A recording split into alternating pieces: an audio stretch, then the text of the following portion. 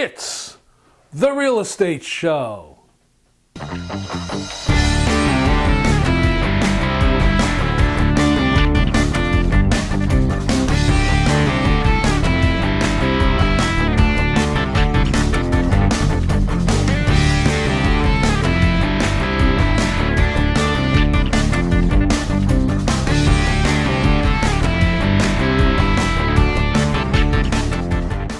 Welcome to the Real Estate Show, and a special welcome to the new viewers as we've expanded our show into different areas throughout the state. Today we're going to talk to the sellers out there. You know, back in the day when you were looking to purchase a house, you went through a number of preparations and made a ton of decisions on what house to buy. I mean, there was everything from, first of all, seeing if you could qualify for a mortgage, coming up with the down payment amount, searching for the house, working with a realtor or not, finding the house you wanted to buy, making an offer, going through the home inspection process, finishing up the mortgage package process, going to your closing, and then of course, the big event is once the transaction was done, moving into the house. Now let's fast forward. It's a few years later. You're now in a situation where you're going to be looking at possibly selling that house or putting that house on the market. The National Association of Realtors tells us that the average time a person spends in a house that puts a home on the market today has been about 7 to 10 years. So no matter what your situation is, there's a motivation that may have come about that now puts you in a position to put your home on the market. It could be something as simple as you want a bigger house because you've outgrown the home you're in. Maybe you want a smaller house because the house you have is too much to maintain. There could be job influences, family changes, divorce, whatever the situation might be, you've put yourself in the position where you're going to put your house on the market. Well, guess what? Now you've got to get ready for a ton of more decisions to make. How are you going to price the house? Where does it need to be priced in order to get a successful sale? Do you market the house, and how do you market it? I mean, how do you reach potential people that might buy your home? Do you do print advertising, internet advertising, social media advertising? What do you do? And when you do attract a buyer to the home, how do you investigate that buyer to make sure they have the capability of purchasing your home? Do you do background checks? Do you ask for pre-qualification letters? I mean, what do you do? And do you have an open house? I mean, do you open your house on a Sunday afternoon to anyone that wants to come by and look at it? And then, of course, you need to look at your house and prepare. I mean, over the years living in the home, you've done a number of different things to it. You've updated some things, you've kept things in repair, but what things should you do to make your home appeal to the widest range of potential buyers? And then one of the biggest questions that a lot of sellers face is, well, how do I show my house? I mean, somebody calls me up and they want to see the house and they want to see it during the course of daylight hours, and it's a weekday and I'm at work. Do I drop everything and run home and show the house, or do I say to them, I can't show it to you till tonight? And then do I run home and try to fix things up and make things presentable in order to show the house? And then I meet a stranger at my home and I'm trying to show them the house, and do I get involved in negotiations right there? Or, I mean, how do I handle all that? And then, of course, one of the major decisions you're going to make when you're looking to put your house on the market is, do you go it alone and do it yourself, or do you hire a realtor? So on this show, we're going to look at putting a house on the market and some of the things that you're going to need to do in order to accomplish that. So let's talk about that here on the Real Estate Show.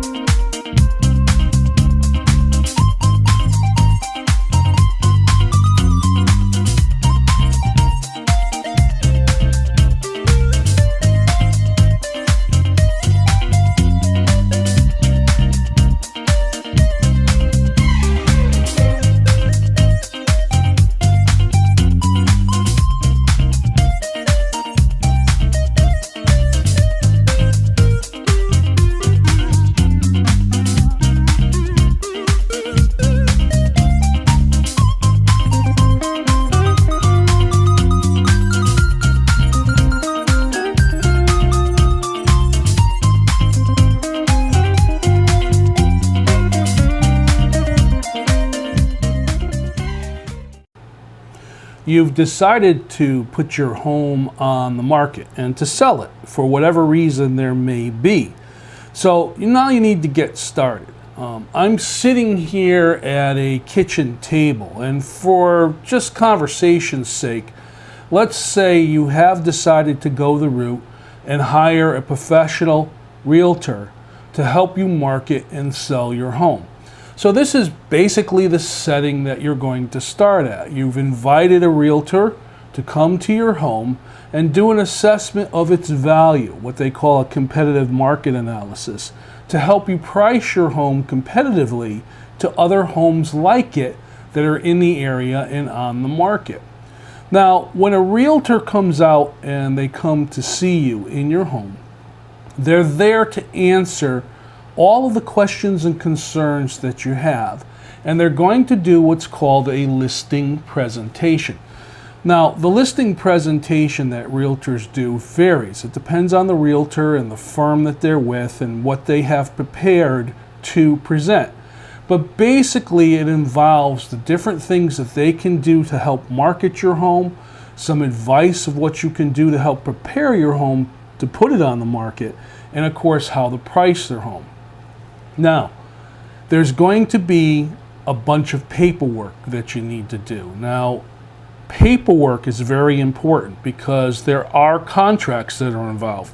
When you hire a real estate agency to sell your home, there's going to be a listing contract, and this explains the terms of what they're going to do to sell your home and what your responsibilities are to them.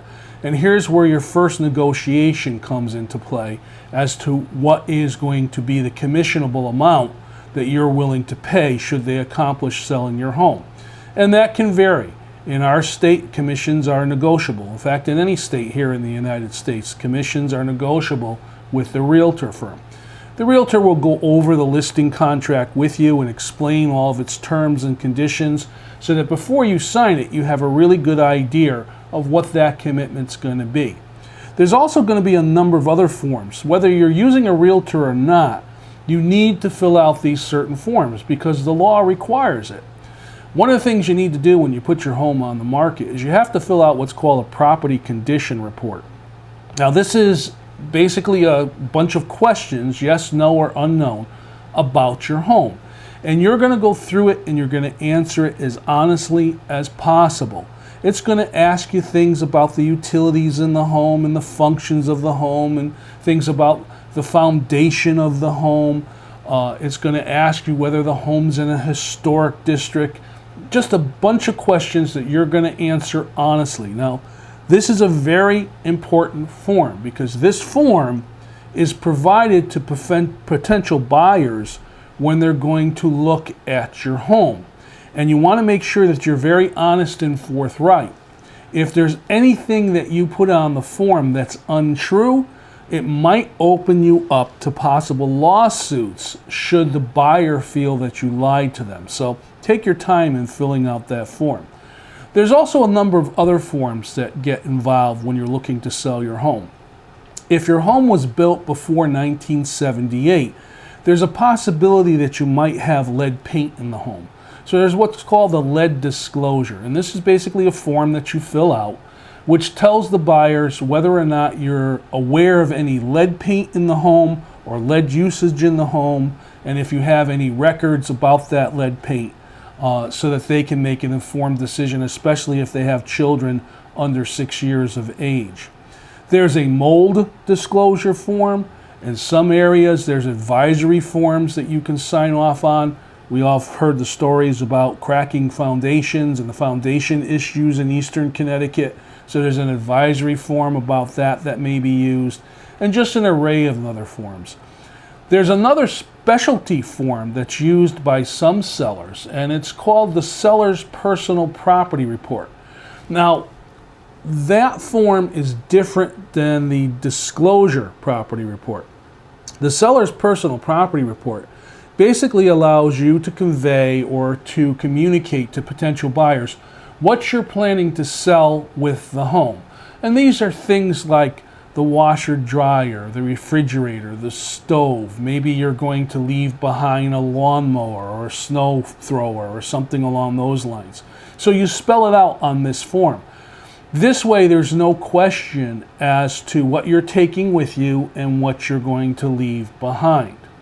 Now let's step back a little bit and talk about marketing of the home. If you hire a realtor, that's a given. The realtor has already set up different venues that they can use to help market a home that they list and put on the market. They may be an expert in using things like social media. They may be a print advertiser. They might use other ways of getting the home out there. Some realtors do massive mailers with postcards and flyers and all kinds of different things. The better realtors, when they come out and do their listing presentation, are going to lay out for you what their marketing plan is going to be. And that becomes one of the basic questions that you as a potential seller want to ask the realtor. You not only want to ask the realtor what are they going to charge as far as their commission is concerned and discuss that, but you want to know what are they going to do to market your home. I mean, how are they going to get it out to potential buyers? Are they a realtor that's going to do open houses? And do they provide security for that open houses? I mean, is there pre-screening that's done? Or are the doors just open to anybody that wants to walk in? So all those things are going to be discussed in the listing presentation. Now, one piece of advice for those sellers that are out there that decide they want to do this on their own. You can. I always have made a joke in my circles that you can do anything on your own. I mean, some things are not rocket science. There are procedures and things that you can do, and you go it alone. I mean, that's why we have all these home improvement stores around, so you don't have to hire the carpenter or the plumber or the electrician if you have the talents to do those things. But the word of caution is, if you're not specifically trained in that field, you may make a mistake, and mistakes can cause problems. Statistically, when an individual puts their home on the market and they try to sell it on their own, they usually end up hiring a professional realtor because they find that it takes so much time out of their daily routine to try and get the home sold that it just does not work for them. They would much rather have somebody take care of everything for them so they can concentrate on what their next step is going to be, and that may be purchasing another home or moving on to another situation. Let's sit back and watch this small presentation, and I'll be back with some more comments on what a seller needs to do when you're looking to market your home.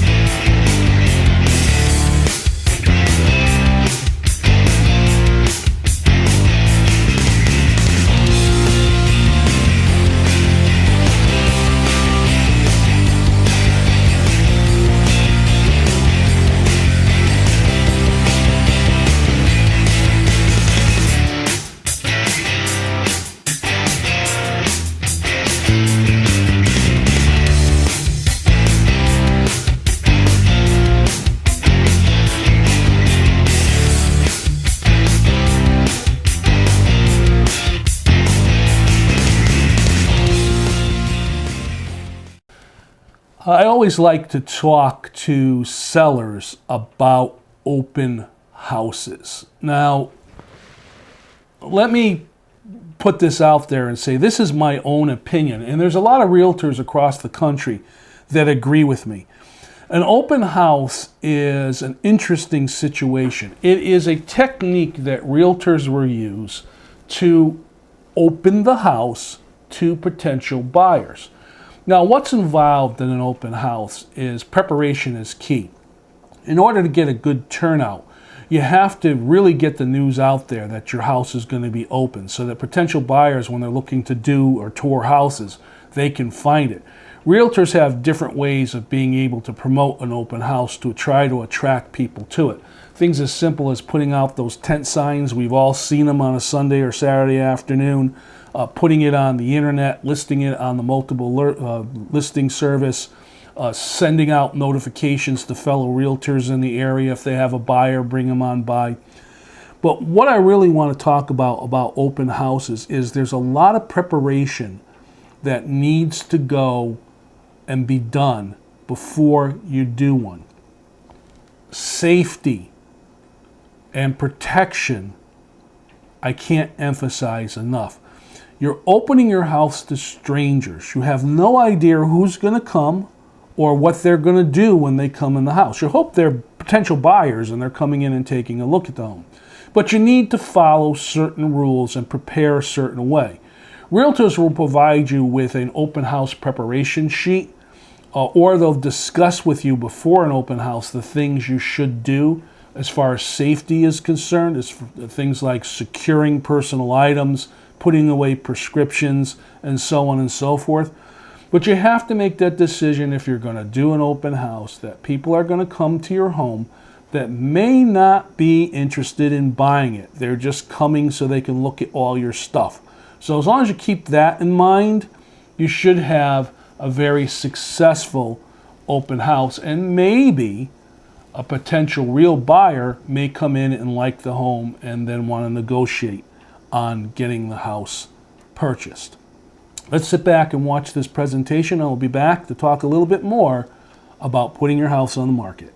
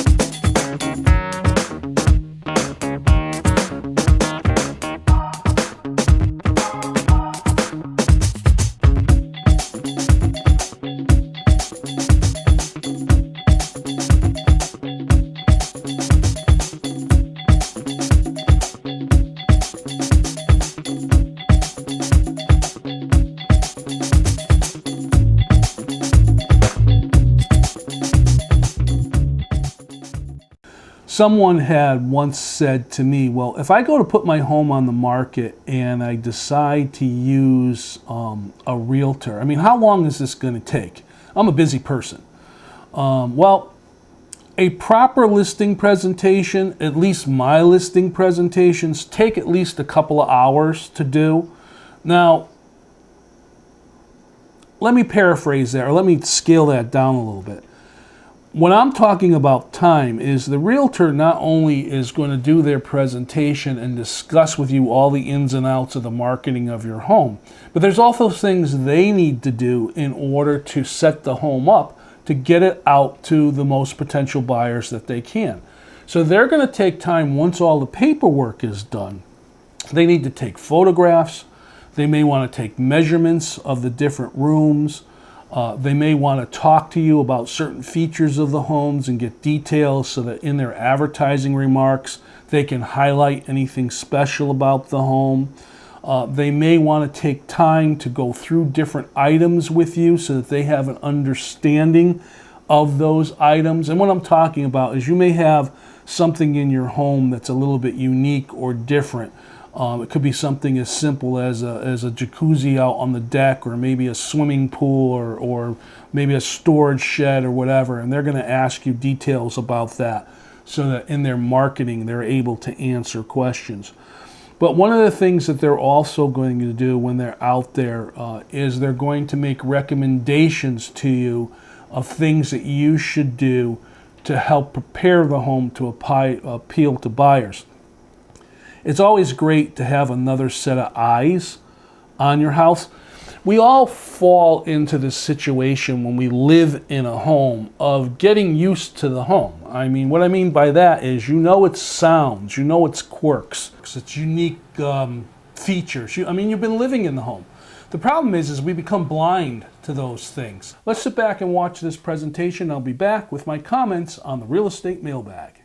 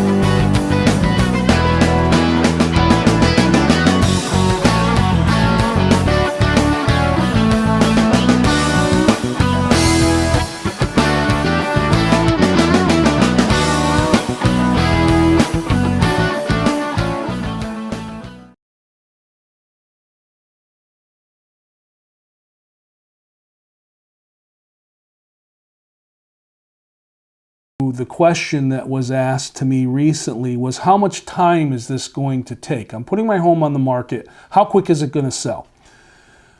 It depends on the area, and it depends on how you're going to price it. I mean, statistically, in the old days, we used to tell sellers that it's roughly around 45 to 60 days before you obtain an acceptable contract, and then maybe another 45 days or so before you'd actually close. Listing contracts can vary. Some are 60 days long, some are 90 days long. Average contract is a 6-month period to give the realtor time to properly market the home and obtain an acceptable offer. My name is Rick Naples, and this has been The Real Estate Show. I thank you very much for watching. I'll see you next time.